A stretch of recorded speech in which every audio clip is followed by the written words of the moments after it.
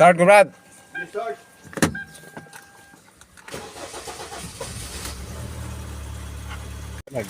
It's alive! It's alive! Ah! Kumati. Ati mga dulor!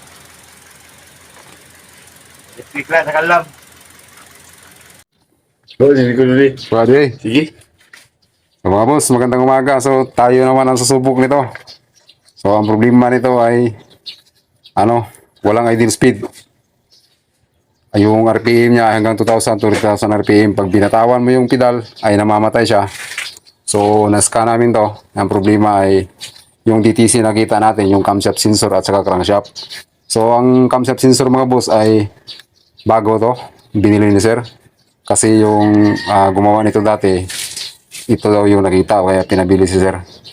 Pero pag yung pagkabit na ay ganun pa rin yung problema. So kami na yung tinawagan ni sir, sinubukan namin. May nakita kami yung code dito sa P0016, yung camshaft at saka crankshaft. Pero tinignan ko yung supply niya, meron naman at saka may signal voltage naman. So ibig sabihin, walang problema yung dalawang camshaft na yan. Ang problema lang yan ay hindi siya nag-synchronize. So may ibang problema ang makina na to. Ngayon, bubuksan namin. Titingnan namin ang timing nito. Kasi duda talaga ako eh. Kasi gumastos na si sir ng sensor. Pero walang nangyari. Tayong susubok mga boss, baka matsambahan natin. So nandito yung partner ko. Siyempre. Mga boss, baka matsambahan natin. So bubuksan natin ang makina na to. Okay. Let's go. So ito na siya mga boss. Yan, binuksan na natin. So napaka dumi ng napakaraming wheel slugs. So nakita natin mga boss. So yung timing dito sa kanyang camshaft ay wala namang problema. Yan. Naalay naman yung kanyang. Oh, sige boss. Solid to mga boss.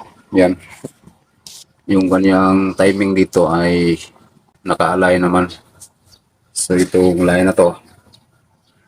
Dito yan, tatapat. Saka dito yung isa. Tapos dito. Yan, hindi na makita yung niya. So, yan. Sa kabila naman ay okay naman yung kanyang timing dito. Doon sa crankshaft ay malayo. So dito mga crankshaft.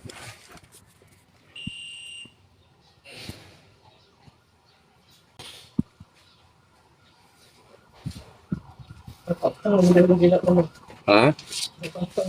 Ang ganitang to. Nalagpas Nalagpas mo sa kangipon. Sa kangipon. Brad! Ay! Kilat!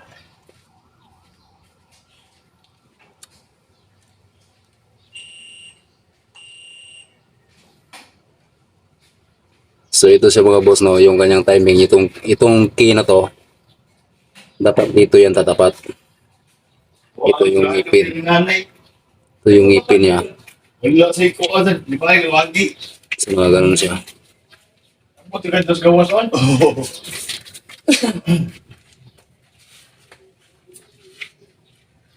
Mira boss tanawa diri boss. Kamera boss, diri boss, boss. Mira boss. Kana yang kunya, kane. Diri yung tada siya. Kana padlis ba? Oo. O layo kay siya na kinira na natunong noon. Nagipong kung imo nang ialay na. Natunong siya diri sa layo kay siya. Niligas ko sa ngipon. Kan dapat ka lang ngipon. Kani diri gini siya mutunong. Kap aning crankshaft. Niligas ko sa ngipon ang andar minor gani. Mamatay siya. Kaya ang yang kuan advance ra kayo. Nilapas naman siya, after naman siya nitunong. Nakatap dito pero diri ni after na ang piston ni action na siya naog. Wala na siya nag-compress. So yun mga boss nakita nyo lumagpas yung kanyang timing, naka-retard na siya. Kaya walang idle speed. So mandar siya pag high RPM kasi nga nakahabol naman yung niya, Pero pag naka-ID lang, naka-mineral lang yung makina, ay walang mamamatay siya. So, ito na yung nangyari mga boss na binuksan namin. So, yun nga, nagda-jump ng isang ngipin yung kanyang timing at saka nakita namin may leak yung coolant niya nung binuhusan ni sir ng dito. Sabi niya may leak at saka sumusulbong daw yung tubig pag nag-start. So, tingnan namin sa loob, dun sa ilalim. So, dito yung dun sa likod. May leak ng coolant dito sa joint ng joint ng block at saka cylinder head. Dito dumaan yung coolant dun sa likod. Kaya decision na lang kami na buksan na lang namin para isang gawaan na lang.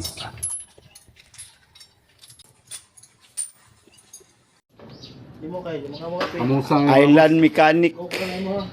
Bukal Tubig lang ako, sir. Putol na si Coke, sir. Tubig lang ako, sir. May tubig diha. Nagkamusang mga boss. Bukab. Island mechanic, pumasok na sa engine room, ha? Ha? Kita nyo yan? Ha? Yun mga boss. Nalinisan na natin ng block, engine block. So, at ito naman yung cylinder head. So, nag-drying kami ng engine valve. Siyempre, yan. Sideline Masanday.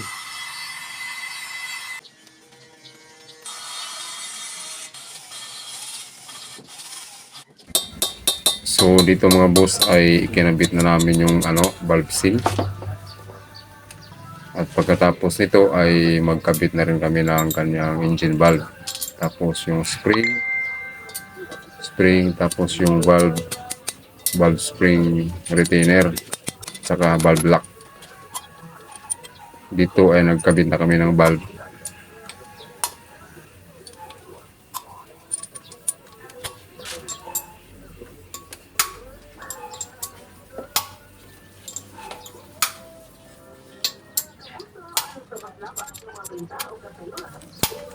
So, ang makina na to mga boss ay G4KD engine. So, yan. So, malaki na nagastos ng may-ari nito at buti ay tayo ang nanalo sa bidding mga boss. So, kaya tayo ang natawagan. Ayan. So, akala ko yung troubleshooting lang titirahin namin dito. So, ito yung pinaka-pino na coil niya. Ito yung pinaka-bottom at ito yung pinaka-top. Kita nyo, yung coil dito is dito malaki, dito maliit.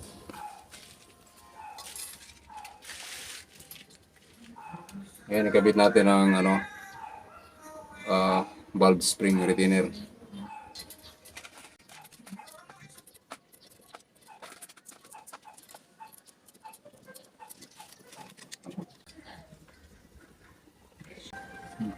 So yan, dito ay magkabit na kami ng valve lock. So pasensya na kayo sa ginamit kong valve spring compressor mga boss. So fabricated lang yan. So tayo lang ang may gawa niyan. DIY lang tayo ng tools. Muna ito niya, eh.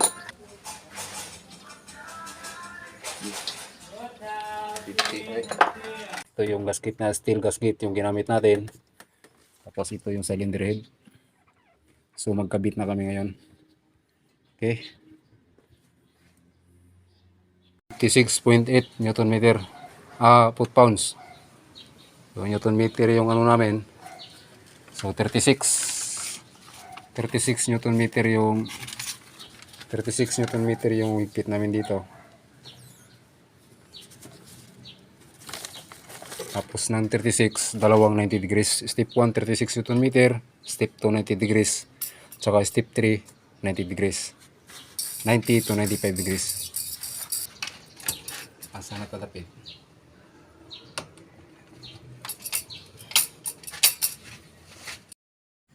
So dito mga boss, ipinapakita ko sa inyo dito yung kanyang torque sequence ng cylinder head bolt. So 36.3 per step.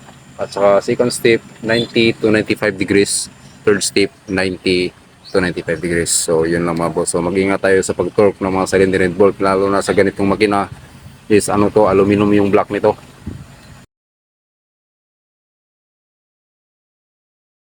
Okay. Ito mga boss, 90 degrees. So marking, lagyan natin ng markings dito. Ito yung sakit natin. Dito yung nakatapat. So ikot siya hanggang dito. 90 degrees. So dalawang 90 degrees to mga boss.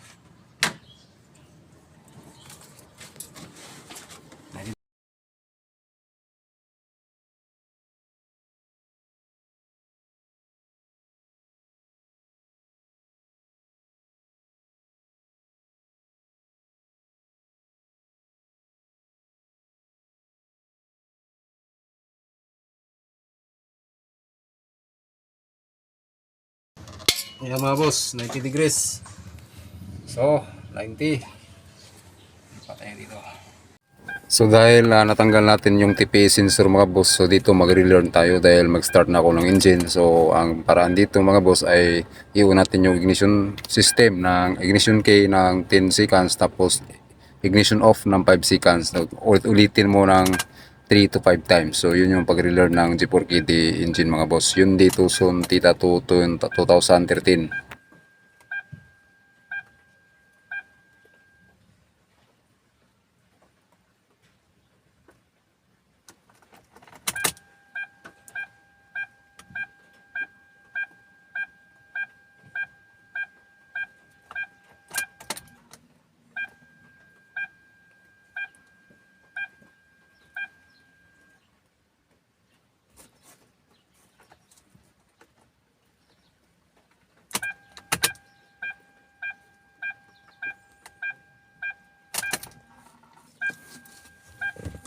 Start ko Brad!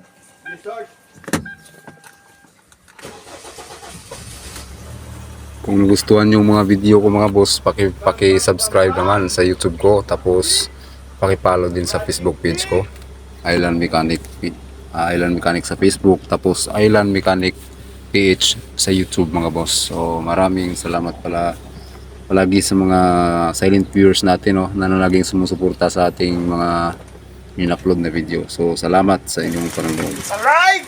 It's alive! Oh! Kumati. Ati mga dolor! Electric lang sa kalam.